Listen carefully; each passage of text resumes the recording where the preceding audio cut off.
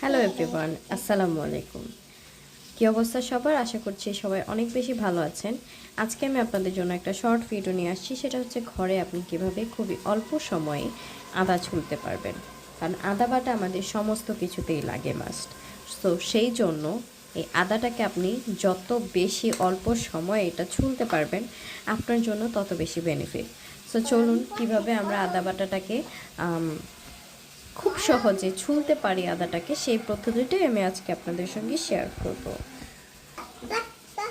তো আমি এখানে একটা আদা নিয়ে নিব ছোট সাইজের, অল্প পরিমাণে আমি আপনাদের দেখাবো। সো চলুন, এই তো আমি সঙ্গে একটা স্পুন নিয়ে নিয়েছি, যে স্পুনটা দিয়ে আপনি খুব সহজে এটাকে ভালো করে ক্লিন করতে পারবেন। সো চলুন আপনাদের দেখিয়ে দিচ্ছি। অবশ্যই পদ্ধতিটা অনেকেই জানেন, যারা জানেন তারা অবশ্যই কমেন্ট করে জানাবেন যে আদৌ আপনাদের এটা কতটুকু উপকৃত হচ্ছে। আমার কাছে কিন্তু এভাবে চামচ দিয়ে আইডিয়াটা আমার সবচেয়ে বেশি ইজি লাগে। আপনি চাকু দিয়ে অথবা বটি দিয়ে যতক্ষণে করবেন ততক্ষণ এটা শেষ হয়ে যাবে।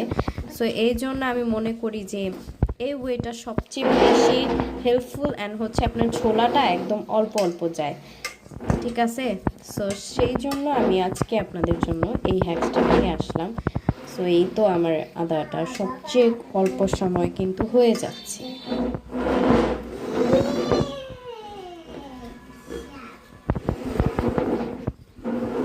এক মিনিট সময় লাগছে না পুরোপুরি, এর মধ্যেই কিন্তু আমার এটা হয়ে যাচ্ছে।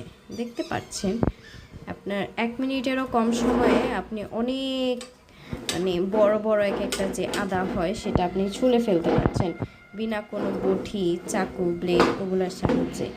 সো আমি মনে করি এভাবে যদি আপনি আদা ছুলেন তাহলে খুব সহজে আপনার কাজটা হয়ে যাচ্ছে। এবং হচ্ছে বটি, চাকু দিয়ে যেই বাড়তি অংশটা আপনার পড়ে যাচ্ছে সেটা কিন্তু আপনারই লস। কারণ এখন সামনে যেহেতু মাহে রমজান, সে অনুযায়ী আদা রসুনের দামটা অনেক বেশি হবে। সো সেই জন্য আমি মনে করি অ্যাজ এ স্পুন হিসেবে এটা দিয়ে ক্লিন করলে সবচেয়ে বেশি ভালো হয়। সো আমার এই ভিডিও দেখে যদি আপনারা একটুও উপকৃত হন তাহলে অবশ্যই আমার চ্যানেলটা সাবস্ক্রাইব করে দিবেন। So thanks for watching my video. আল্লাহ হাফেজ।